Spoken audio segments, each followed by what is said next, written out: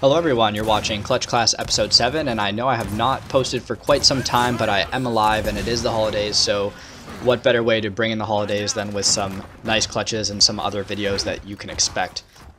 Some of these are harder to hit than others. This one was particularly easy. I think these guys actually wanted to die.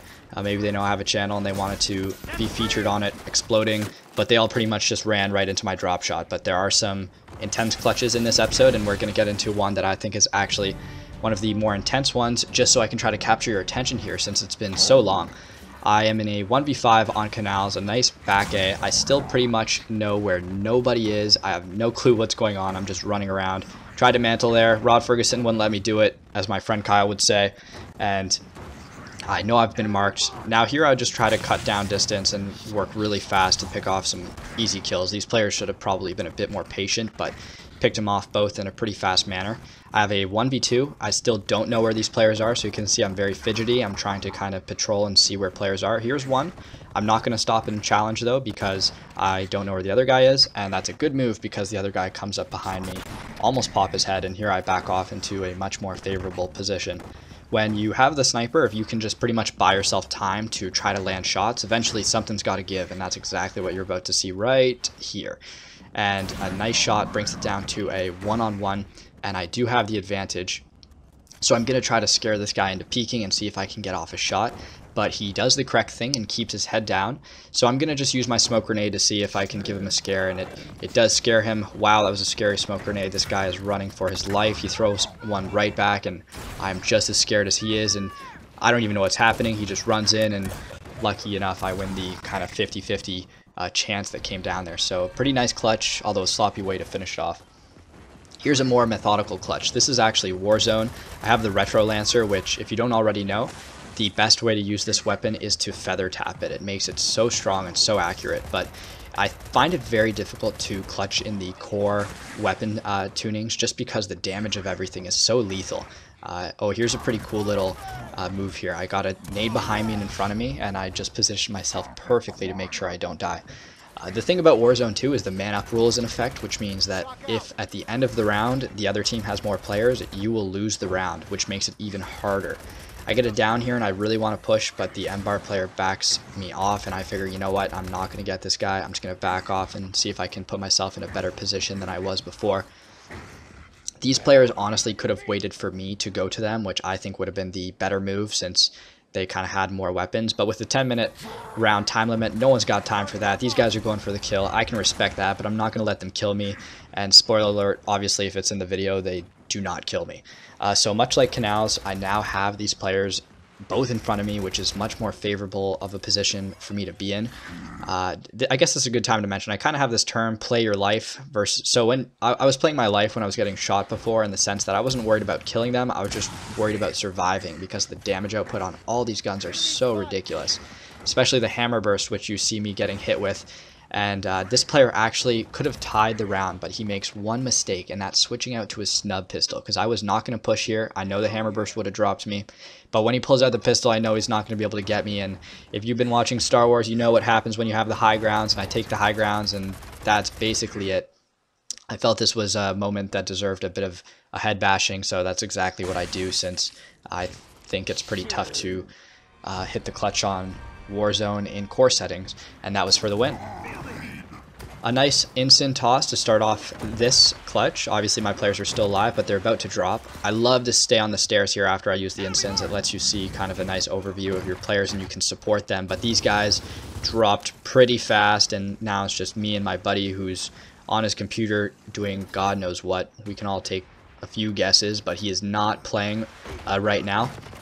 I figured somebody was going to come through the hallway, so it was time to back off, even though I would have liked to take a challenge down by the stairs. Nice instant grenade, and I'm back in the spawn. This is the place you want to be, or that you're usually forced to be honest, when you're in clutch situations, at least at the start. It can be really nice because it's just a natural choke point on the map, but if you're against good players, it's also not necessarily where you want to be because they can accumulate weapons. It doesn't really give you some space to play around. And I actually take an opportunity here and escape because they're just so focused on getting that spawn kill. You know, they just want to get their points up. And I book it, and I'm just going to turn here now because I realize they're getting a bit too aggressive, and this is a good place for me to kind of make my stand. And that's something you need to recognize in clutch opportunities, is obviously there's going to be a bit of running because you're going to need to put yourself in a better position than you originally find yourself, but you also need to know when to turn and when would be a good opportunity to take fights, and that's normally when players are overzealous and cut down distance too much and go in with the shotgun. So bit of a mistake from all of those players. Here I am on Mercy with the tri-shot. I love the tri-shot, but somebody explained to me, why would you ever grab the mulcher in this game when you could choose between a mulcher and a tri-shot? Obviously, they're not on the map at the same time, but the mulcher doesn't explode people, and I just find it to be not that effective, but the tri-shot is a different story. It often surprises people.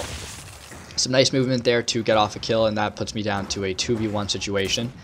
I get some nice hits on this Baird fellow, and instead of backing off, I'm just going to push him because I know he's super weak. Shotgun roll to create a bit of distance, pick him up to protect myself, and now I'm in a much better position to take on this 1v1. I have a Bull Talk. This player has a Lancer. I'm just going to kind of take my time here, see if I can land a nice shot. The thing about the Bull Talk versus the Lancer is I feel like the Lancer is constant, and I can predict when I need to back out of a situation if he's put on too many shots. But with the Bull Talk, if you land even one nice headshot, it packs such a punch, and it's a huge surprise that you can usually use to your advantage to take down a player.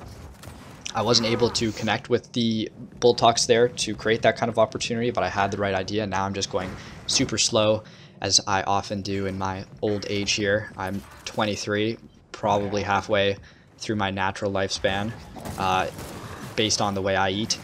Anyway, I shouldn't have challenged here, but I did, and I go in because he had his Lancer out, and I'm just going to do a little bit of fancy footwork there, and I managed to pick up the kill. So not the best way to close out the clutch, but nonetheless, I did manage to hit it, and I was up a bunch of rounds too, so why not go for it? We are on Harbor, and I'm not sure how many of these guys I'm going to take down. I have the sniper, and I also have my janitor teammates to clean up my kills, so thank you for that. Take a lot of damage here. I'm going to get some really nice kills in a sec, and actually really nice up A here too. I really don't like to up A that much. I find it gets me killed a lot more than it saves me. A nice turn, and now I'm just going to book because I see the two players. I know I have sniper. There's no need for me to fight these guys head on. Rather, I should just give myself a chance to use the sniper and pick them off safely at a distance. So some creative movement gets me out of that. And I'm just going to relocate to a space that I'm more comfortable with, and that would be the Bull Talk area. I missed my shot because my eyes are going, but I don't miss the B button here, and I managed to get a easy kill. I find that players are getting a lot better at canceling those yanks, especially if you play Claw. It's pretty easy to tap the B button, so easy kill there. I cut to some gameplay where I'm just basically working with the snipe to see if I can land a shot. This player is just trying to basically evade my shots, so he was what I would say playing for his life, and it didn't really work out because I just went in and kind of laid down the law there. So there is another clutch. Here we are on Impact Dark, and man, it is just so dark it's almost impossible not to clutch because nobody can see where you are or what you're doing. You just got to close your eyes, pray to God, and start hitting the R button, which is exactly what I did there, and the angels, the Gears angels, were looking over me there. So I back up here. I have a 3v1 situation. I know where 2 are. I get a hit here and I push. Wouldn't have pushed if I knew that there's a guy with a Bull Talk, but it was too late at that point. Some good awareness as I see this player coming here, and I just beeline at him to cut down the distance. Whipping out my Bull Talk because this guy's getting a little bit too comfortable. Get off some nice shots, and I'm just working around the cover.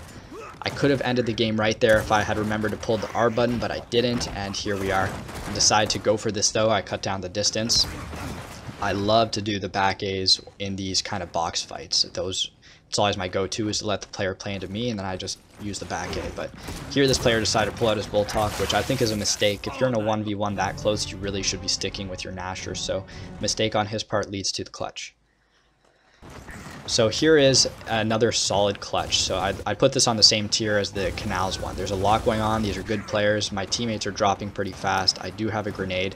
I'm just trying to keep myself alive and support my teammates at the same time. Nice back A there, and I'm going to whip a nade, which I don't think is going to get anybody. But in front of me, I'm going to have an instant guy that I absolutely just drill. I have him weak. That's in the back of my head. So I get that up A, and then I push forward. So some really good prioritizing, and I pick up the nice double, and I'm pushing this guy. Fortunately, I get hit by a sniper, which forces me to back out. it is very difficult to play against snipers in these clutch situations, because if they hit you, it basically gets you to 99% death, or you just go down if someone's hit you. So I know that I'm going to have a little bit of luck here, and that's the honest truth. So I'm just seeing which player comes closer, because they are going to try to angle me out. It was the sniper guy. He missed his shot, which is a huge mistake, and I capitalize on it. And his buddy was not able to put off enough damage to stop me from going for him. A nice back A there. I know he's weak, so I'm just going to slowly move up. Nice little strafe and easy kill. And a spin. Look at that. Some style points on top of the clutch. So what a nice clutch to watch. Anyway, I think that's actually it for the clutches for this episode. Here's just a random clip of me getting a weird kill with the bull talk and just kind of wondering exactly what happened. But that's it. Happy holidays. If you liked the video, I appreciate a like, and you'll see a video from me soon.